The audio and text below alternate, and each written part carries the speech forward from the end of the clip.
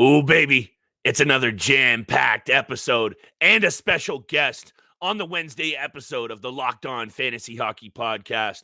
And we are picking our expert's brain on all of the top angles affecting your fantasy squad right now and in the future. Thank you so much for joining us for the Wednesday episode of the Locked On Fantasy Hockey Podcast. Let's get this paper. You're Locked On Fantasy Hockey, your daily podcast on fantasy hockey. Part of the Locked On Podcast Network, your team every day.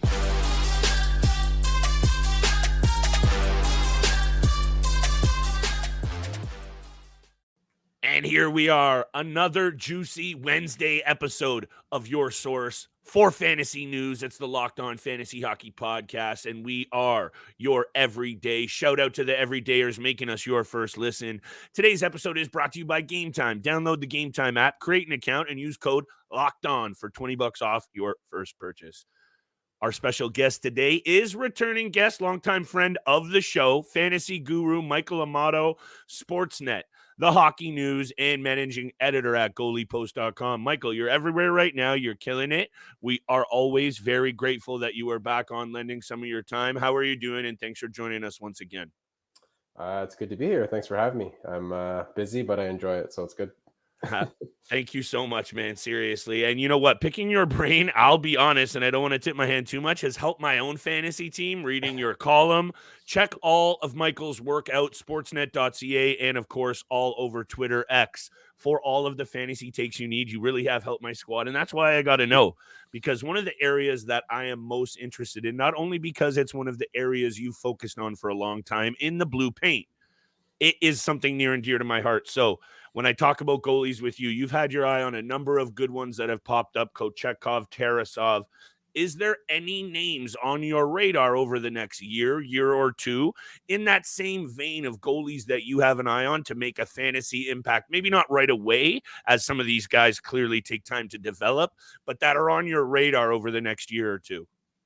Yeah, there's definitely a few, probably some, pretty highly touted prospects that people might know, like Jesper Wallstedt in Minnesota. Obviously, I don't think Fleury will be back there. Not maybe an ideal banner year for Gustafsson. So maybe there's an opportunity sooner than later there for somebody like Wallstedt.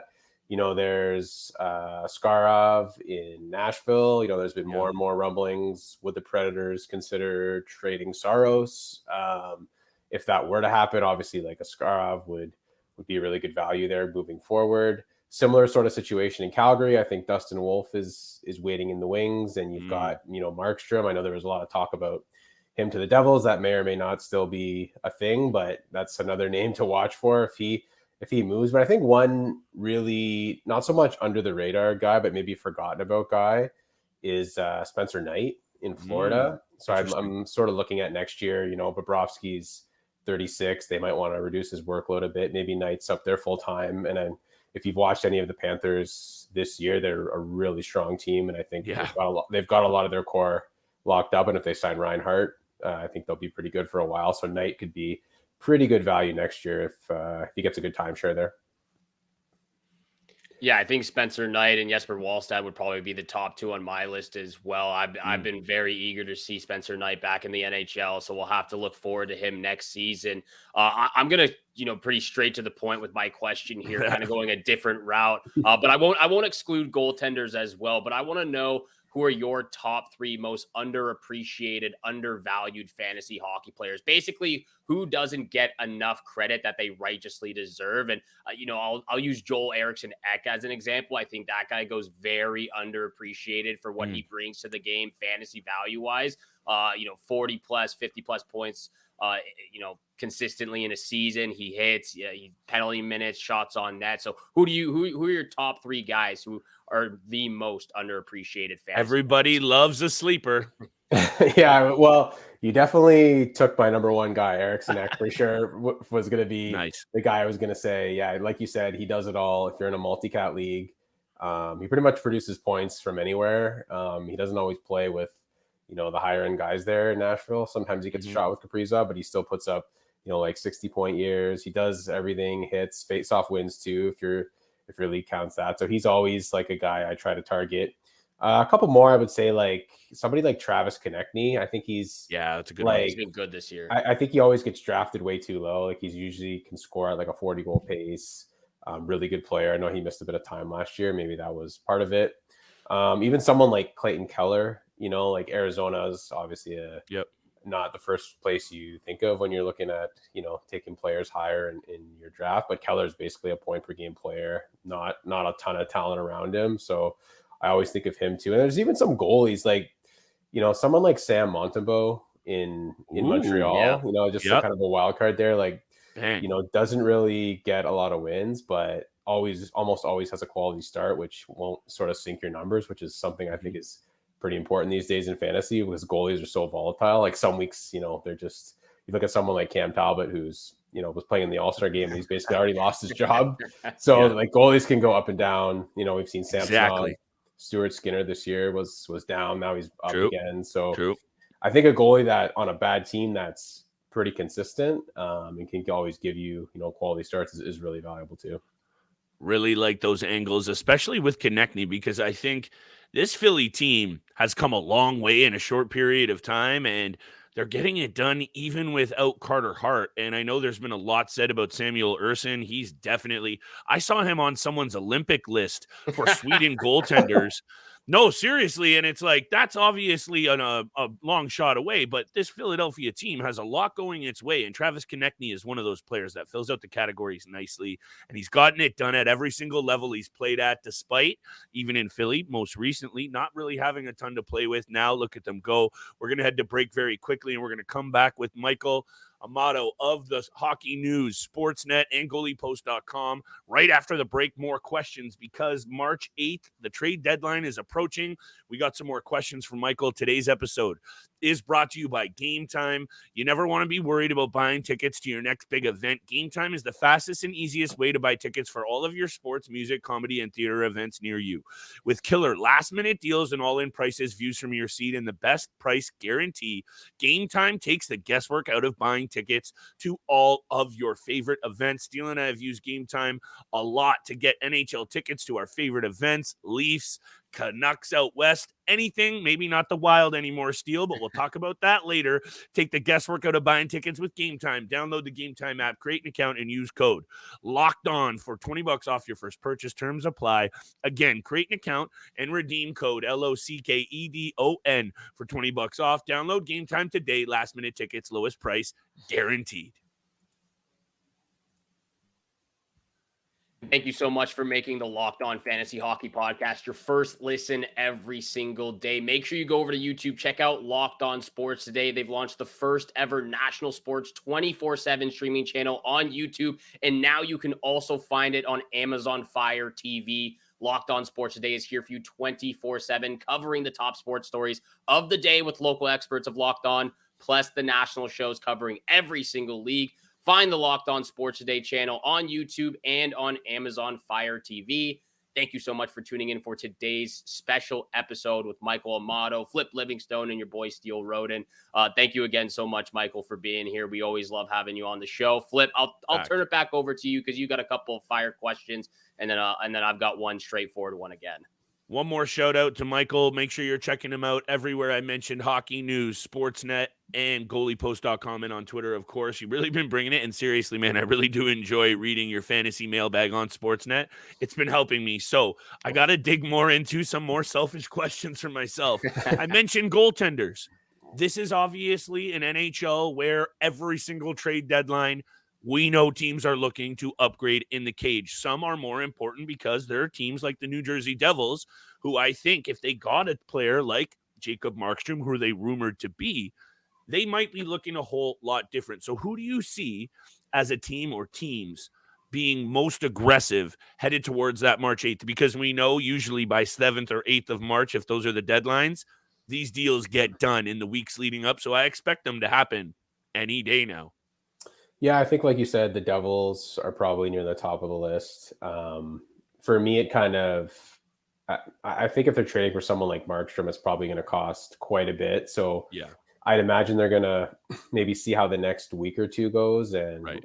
if they lose 4 out of the next 5 games, maybe they're just not gonna For sure. attempt it because it might be a little bit not worth it. But if they're And who ready, knows if Calgary wins 5 or 6, they're yeah, not even considering moving Markstrom. yeah, that's the other thing, right? They're still in the race, so Yeah. I think it will take a lot to get them to waive. So Mhm. the Devils, I think, are a team. I think the Kings I'd probably put on the Me list too. too. Like, I know Yeah. Riddick has kind of stabilized things there, but I don't know how many people really trust Not me. David Riddick, especially going into the actual NHL playoffs, not the fantasy hockey playoffs. But Mhm.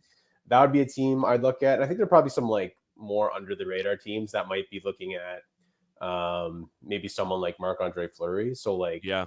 I would say like the Avalanche. Georgiev's sure. played a ton of games there. Yep. He probably needs a rest. I don't think they trust their backups too much. So I could see them maybe making a play for Fleury, or even Carolina. If Anderson's 100%. not, if they think Anderson can't come back, do you really want to play Tkachuk, 22, 23 out of the last 30 or something games here? Like, they And might then want the to get Fleury. postseason, yeah. Yeah, Risky. he's pretty young too. So I could see those teams looking for kind of a veteran option. Totally. And that's probably it. There's some other wild Yep. card teams, like you look at a team like Toronto. I think they're probably okay as long as Woll comes back and kind of finds his game again. But if he's Man. if he's struggling and Samsonov goes back down, like, that's another issue there. Yeah. So Yeah. but yeah, those are the teams I would think. I would tend I like to look at teams more like that are kind of like the Kings or the Devils that are kind of fighting to get in, where a Yep. goalie can make a huge difference there. Yeah, I'm actually kind of surprised that Joseph Woll's not back at this point. I thought his timeline was for end of January, even just like the beginning of February, but we're 2 weeks into February, and I think he just started practicing a few days ago or last week even. So very surprising, but I want to see him back in the blue and white Maple Leafs jersey, because they definitely need some Joseph Woll in the blue paint right now. I'm going to keep it pretty straightforward again with this pretty fun question, I think. Obviously, Jack Hughes. I love having Jack Hughes debates on this show. It just seems to be a real popular topic. But It is. who would you rather have on your fantasy team if you could draft and choose these two brothers? Would you rather have the Hughes brothers, Jack and Quinn Hughes, or the Tkachuk brothers, Matthew and Brady?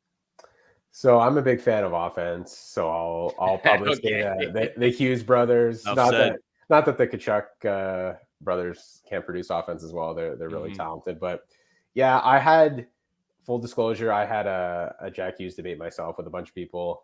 In my preseason rankings, I had him at number 4, and I had Brady Tkachuk at, I think, 11 or 12, and it was a multi-cat. I took a lot of heat for that, but Yeah. Okay. I always look at, like, in multi-cat leagues, I just look at them not so much as people always think of them as like banger leagues, but you only really get 1 point for winning the hits category. So if you're winning like the goals, the assists, the power play points, the shots, which someone like Jack Hughes, I think, can help you out.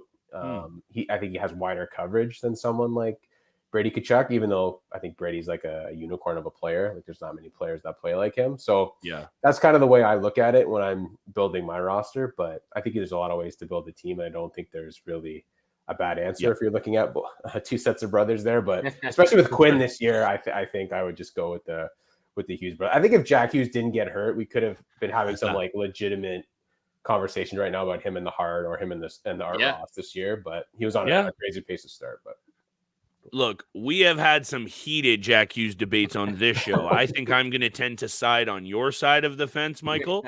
We don't need to get down that path. But that's a caveat that's come into play for Jack Hughes, not to get down this path. And you can't predict a guy to get hurt, but it's been a reoccurring theme in his career. And if he has been able to stay in the lineup, and maybe let's imagine for a second, he plays even, 40 or 50 more games, meaning much more consistency. You could see this guy's numbers even higher than what he's been producing, but we're not going to get down that angle today because we don't want to waste your time. I got one more question for you, because one of the things Steele and I have been talking about is, and I've been a fumble victim of this myself, is you really can't afford as a fantasy GM, if you're within striking distance right now, like I'm not talking about you're out of it, you might have different angles. You can't afford to fumble the bag on even 1 or 2 players. So when I'm looking at must drops right now, I've been tentative to do episodes because I really don't want to come on here because I'm kind of unsure myself. So I need to ask you, the veteran, the expert, so I cannot take as much heat. Are there some players, maybe they're not must drops right now, so I don't want to put you on the spot too much, but players that you're looking at that might fade out, or players that you are looking at potentially dropping?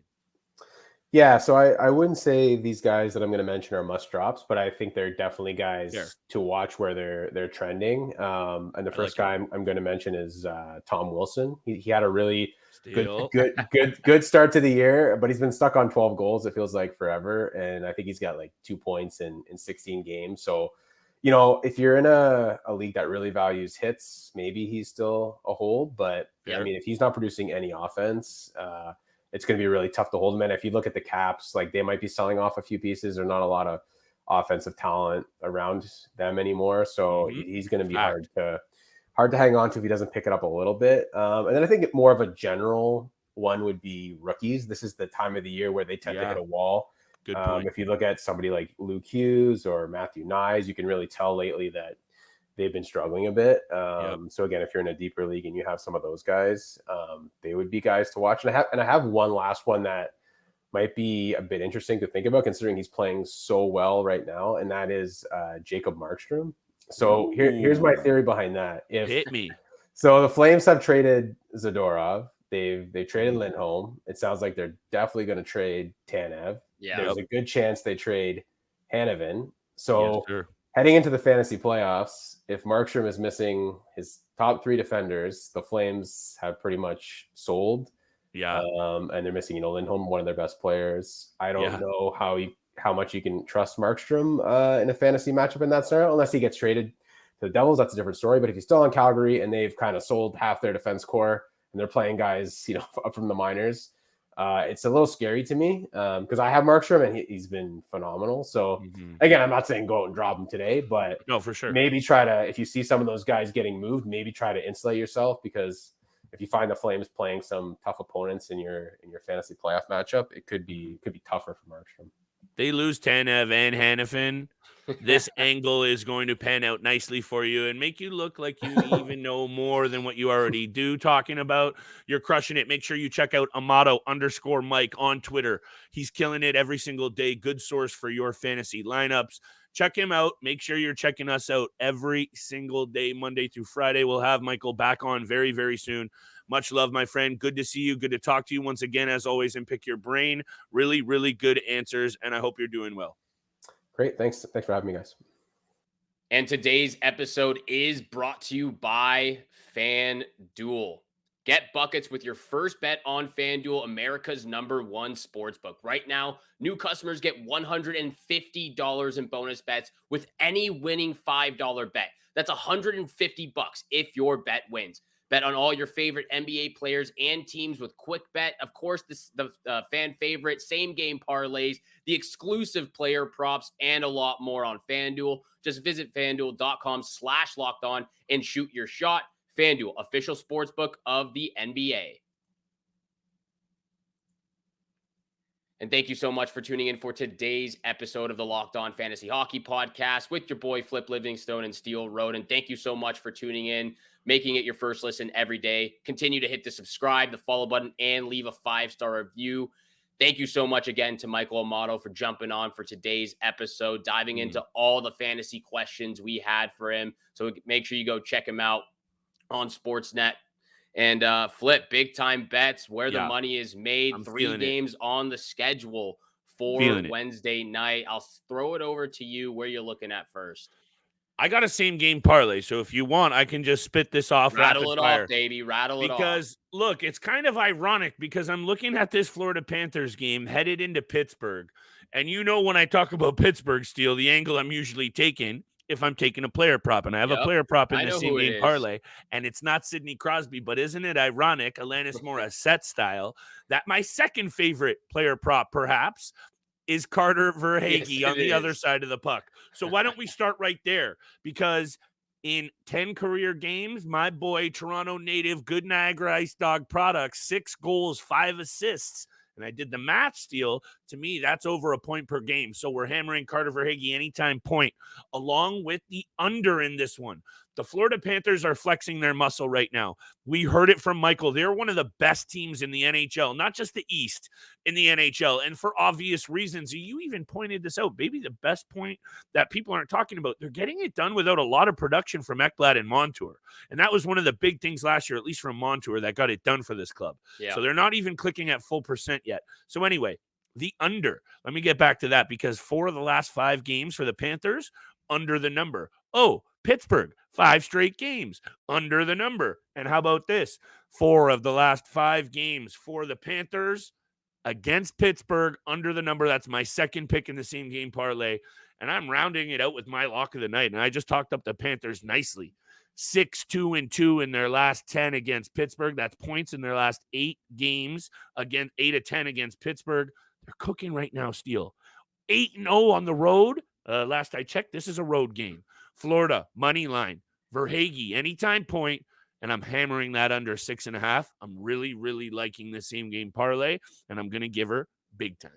Well, I'm definitely agreeing with at least one of those pick, if not I all hope. of them. Panthers money line is also where I'm at against the Pittsburgh Penguins. Bang. Minus 126. They've just been playing unreal hockey, and it's really difficult to know where Pittsburgh's going to end at the end of the season. They've lost their last 2 games. They're 3-4-3 in their last 10, and the Panthers just continue to surge right now. So obviously going with the favorite here, Panthers money line minus 126. I love it.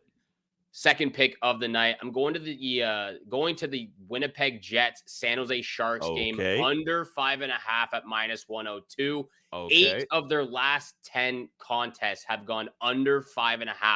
Whenever these two teams seem to play one another, it goes under the number a lot. Under 5.5 is the number. I'm taking that at minus 102. Lock of the night, though, wild money line against the Arizona Coyotes at minus 118. Yeah, and I have to. When these two teams play each other, it's usually a 50-50 split in their last 10 games. However, they're on different strides right now. The Arizona Coyotes have lost.